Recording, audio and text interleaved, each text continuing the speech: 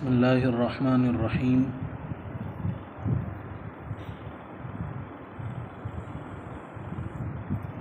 اعلیٰ حسب و نسب اور خاندان، اللہ تعالیٰ کا یہ دستور رہا ہے کہ تمام انبیاء کرام علیہم الصلاۃ والسلام جو دنیا میں تشریف لائے ان سب کو اعلیٰ حسب اور نسب عطا فرمایا تاکہ کوئی ان کو ذلت اور حقارت کی نگاہ سے نہ دیکھے۔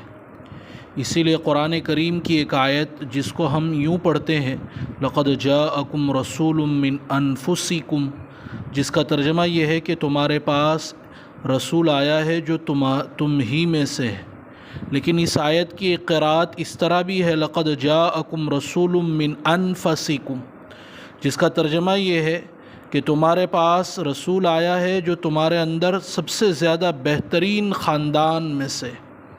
ترمذی شریف میں حضرت عبداللہ ابن عباس رضی اللہ تعالی عنہما کی روایت ہے، نبی کریم صلی اللہ علیہ وسلم نے ارشاد فرمایا، اللہ تعالیٰ نے مخلوق کو پیدا کیا پھر انہیں دو جماعتوں میں تقسیم کیا، یعنی عرب اور عجم۔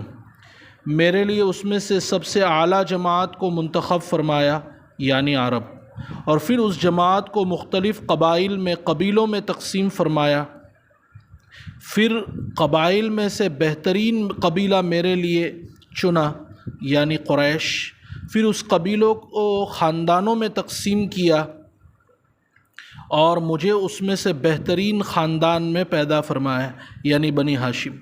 اس لیے میں اپنی ذات اور خاندان دونوں اعتبار سے سب سے افضل ہوں۔ اس کی تفصیل یہ ہے کہ آپ کے والد کا نام عبداللہ، اللہ کا بندہ، توحید اور بندگی کی طرف کتنا صاف اشارہ ہے، اور آپ کے والد 10 بھائی تھے جن میں سے حضرت حمزہ اور حضرت عباس اسلام لائے۔ ابو طالب آپ کے انتہائی محسن اور محبوب چچا تھے، اور ابو لہب اسی قدر بدترین دشمن۔ آپ کی 6 پھوپھیاں تھیں جن میں سے حضرت صفیہ نے اسلام قبول کیا، اور ام حکیم آپ کے والد کی جڑواں بہن تھی۔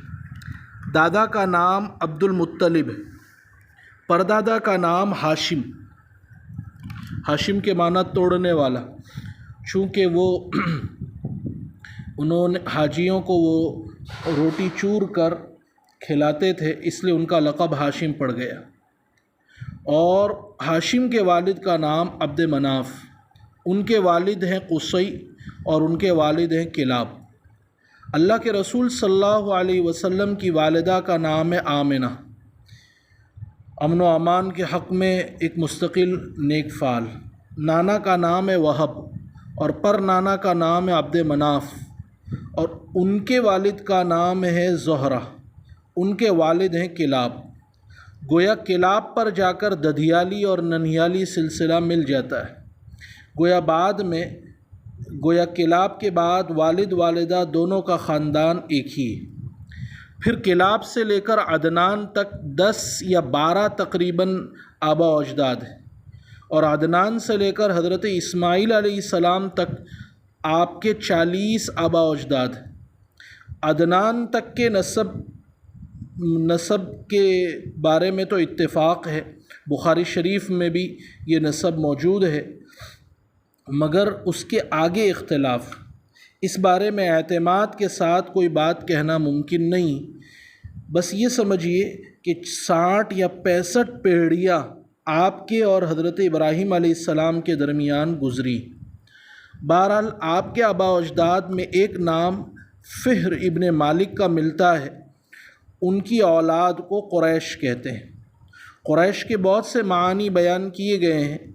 ایک معنی یہ ہے کہ سمندر کا ایک جانور ہوتا ہے جو دوسرے جانوروں پر غالب آ جاتا ہے، اور سمندر کے تمام جانور اس سے ڈرتے ہیں۔ فہر ابن مالک نے بھی اپنے زمانے میں مکہ معظمہ کے اندر ایک ایسی مضبوط حکومت قائم کی تھی کہ تمام قبائل ان کے ماتحت ہو گئے تھے اور سب ان سے ڈرتے تھے، اس لیے ان کا لقب قریش پڑ گیا۔ بہرحال قریش عرب کا سب سے اشرف اور اعلیٰ قبیلہ ہے، نسب اور مرتبے میں ان کا کوئی ثانی نہیں۔ پھر قبیلہ قریش کی سب سے اعلیٰ شاخ بنو ہاشم۔ چنانچہ مسلم شریف کی روایت ہے، رسول اللہ صلی اللہ علیہ وسلم نے ارشاد فرمایا، اللہ تعالیٰ نے اسماعیل کی اولاد میں کنانہ کو منتخب فرمایا، اور کنانہ میں سے قریش کو منتخب فرمایا، اور قریش میں سے ہاشم کو منتخب فرمایا، اور بنو ہاشم میں سے مجھے منتخب فرمایا۔ یہ بات یاد رہنی چاہیے کہ تمام انبیاء کرام علیہم الصلاۃ والسلام کا سلسلہ نسب حرام نطفے سے پاک رہا ہے۔ ہمارے نبی صلی اللہ علیہ وسلم کا سلسلہ اوپر حضرت آدم تک نہایت پاکیزہ اور حلال سلسلہ ہے، اس میں ذرہ برابر حرام کا شائبہ نہیں۔ چنانچہ خود آپ نے فرمایا، ولدت من نکاح لا من سفاح، یعنی میری ولادت اور پیدائش نکاح کے ذریعے ہوئی، نہ کہ حرام کاری کے ذریعے۔ آپ صلی اللہ علیہ وسلم کے حسب و نسب کی شرافت کی بنیاد پر ہم دیکھتے ہیں کہ لوگوں نے دیگر چیزوں کے بارے میں تو آپ پر بہتان لگایا، جھوٹ باندھا، لیکن نسب کے سلسلے میں آج تک کسی نے انگلی نہیں اٹھائی۔ اس سے ایک سبق یہ ملتا ہے کہ اگر داعی، مبلغ، اسلام کی دعوت دینے والا، دین کی تبلیغ کرنے والا اعلیٰ نسب والا ہوگا تو لوگ اس کی باتوں پر خوب کان دھرتے ہیں، اس لیے کہ لوگوں کی عادت ہوتی ہے کہ وہ گمنام اور گھٹیا نسب والے داعی اور مبلغ کا مذاق اڑاتے ہیں، اسے کوئی اہمیت نہیں دیتے۔ اس کے برخلاف اگر داعی اعلیٰ نسب والا ہو، اس کے خاندان کا ان کے درمیان ایک خاص مقام اور وزن ہو، تو ان کے پاس اسے کچھ کہنے کے لیے باقی نہیں رہتا، پھر وہ دوسرے بے بنیاد الزامات کا سہارا لے کر اس کو بدنام کرنے کی ناکام کوشش میں مصروف ہو جاتے ہیں، جیسا کہ اللہ کے رسول کو ساحر، جادوگر، کاہن اور معلوم نہیں کیا کیا کہا گیا، لیکن آپ کے نسب پر کسی نے طعن نہیں کیا۔ یہی وجہ ہے کہ جب آپ صلی اللہ علیہ وسلم نے ہرقل کے پاس اپنے قاصد کو اسلام کا دعوتی خط دے کر بھیجا تو اس نے ابو سفیان سے پہلا ہی سوال یہ کیا تھا کہ اس شخص کے نسب کے بارے میں تمہارا کیا خیال ہے؟ تو ابو سفیان نے اس وقت کافر ہونے کے باوجود یہ جواب دیا تھا، وہ ہم میں بڑے اعلیٰ نسب والے ہیں۔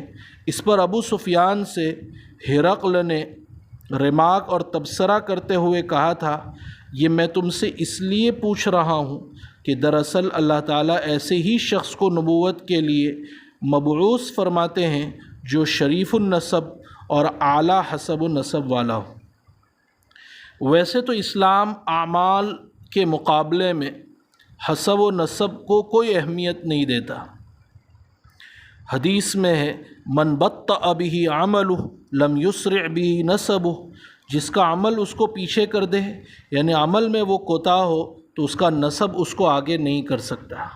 لیکن اس سے اس بات کی نفی نہیں ہوتی کہ وہ شخص جو حسب نسب میں اعلیٰ ہو وہ بلند رتبے والا اور اس کی کامیابی کے مواقع دوسروں کے مقابلے میں زیادہ ہوتے ہیں۔ یہی وجہ ہے کہ اللہ کے رسول صلی اللہ علیہ وسلم نے فرمایا، الائمۃ من قریش، یعنی امیر المؤمنین منتخب کرنا ہو تو مشورے سے اگر کئی مستحقین ہو تو قریش میں سے منتخب کیا جائے گا، اس لیے کہ ان کی اتباع میں لوگوں کو عار محسوس نہیں ہوگا۔